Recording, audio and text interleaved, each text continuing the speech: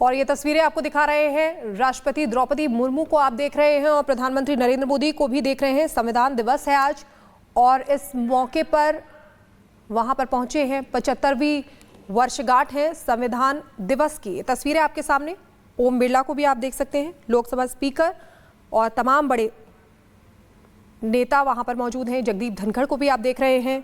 संविधान दिवस की 75वीं वर्षगांठ मनाई जा रही है यार, और उसी को लेकर तमाम बड़े नेता, जिसमें यहाँ पर प्रधानमंत्री नरेंद्र मोदी हैं और साथ ही साथ राष्ट्रपति द्रौपदी मुर्मू हैं।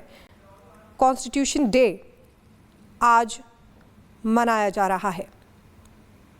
आपको बता दें कि भीमराव अंबेडकर की 125वीं जयंती के अवसर पर 2015 में प्रधानमंत्री नरेंद्र मोदी ने संविधान दिवस मनाने की शुरुआत की थी, और इस संविधान दिवस का जो उद्देश्य है वो नागरिकों में संवैधानिक मूल्यों के प्रति जागरूकता को बढ़ाना है।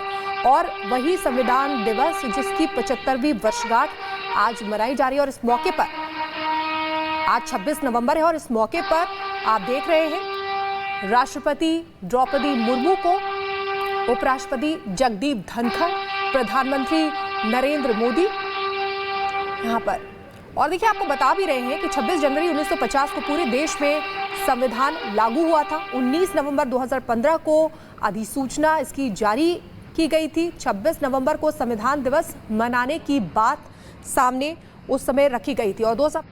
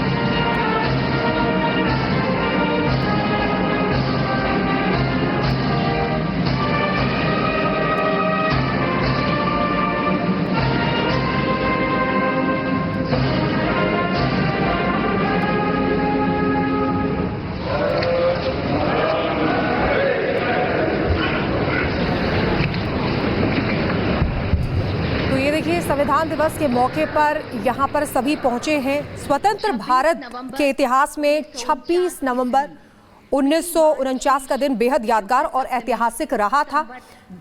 और 2015 से संविधान दिवस मनाने की शुरुआत प्रधानमंत्री नरेंद्र मोदी की तरफ से की गई थी। और अगर बात करें 26 नवंबर 1949 की, तो यही वो दिन था जब भारत का संविधान बनकर तैयार हुआ था। भारत ने अपने संविधान को अपनाया था। इसी दिन की याद में हर साल 26 नवंबर यानी कि आज संविधान के पहले ही पृष्ठ पर लिखा है इंडिया दैट इज भारत। यह प्रतीक है सभ्यता के सातत्य का, परंपरा की जुड़ती कड़ियों का और जड़ों से जुड़ने का। और ये हम सभी के लिए बहुत हर्ष और गर्व की बात है कि इस वर्ष देश संविधान को अंगीकार किए जाने की 75वीं वर्षगांठ मना रहा है। सादर नमस्कार आप सभी माननीय विशिष्ट जनों का इस ऐतिहासिक केंद्रीय कक्ष में हार्दिक स्वागत, अभिनंदन एवं शत शत वंदन। इस कार्यक्रम को प्रारंभ करने हेतु मेरा सादर अनुरोध माननीय लोकसभा अध्यक्ष श्री ओम बिरला जी से कि आप स्वागत भाषण प्रस्तुत करें। संविधान सदन में आयोजित इस ऐतिहासिक संविधान दिवस कार्यक्रम में माननीय राष्ट्रपति जी, माननीय उपराष्ट्रपति जी, माननीय प्रधानमंत्री जी, सभी राजनीतिक दलों के नेतागण, माननीय सदस्यगण, आज संविधान दिवस उत्सव मनाने करोड़ों भारतीय वासियों का मैं हार्दिक स्वागत करता हूं, अभिनंदन करता हूं। 75 वर्ष पहले इसी दिन, इसी पवित्र स्थान पर हमारे संविधान को अंगीकृत किया था। माननीय राष्ट्रपति महोदय के नेतृत्व में संपूर्ण देश एक साथ मिलकर आज संविधान के प्रति कृतज्ञता प्रकट कर रहा है। आज करोड़ों देशवासी संविधान की प्रस्तावना का पाठ कर देश को आगे बढ़ाने का संकल्प लेंगे। माननीय प्रधानमंत्री जी की प्रेरणा से वर्ष 2015 में हमने 26 नवंबर को संविधान दिवस के रूप में मनाने का ऐतिहासिक निर्णय लिया था। हमारा संविधान हमारे मनुष्यों की वर्षों की तप, त्याग, विद्वता, सामर्थ्य और क्षमता का परिणाम है। इसी केंद्रीय कक्ष में लगभग 3 वर्षों के कठिन परिश्रम के बाद उन्होंने देश की भौगोलिक और सामाजिक विविधताओं को एक सूत्र में बांधने वाला संविधान बनाया। संविधान सभा में अलग अलग विचारधारा के लोग सदस्य थे।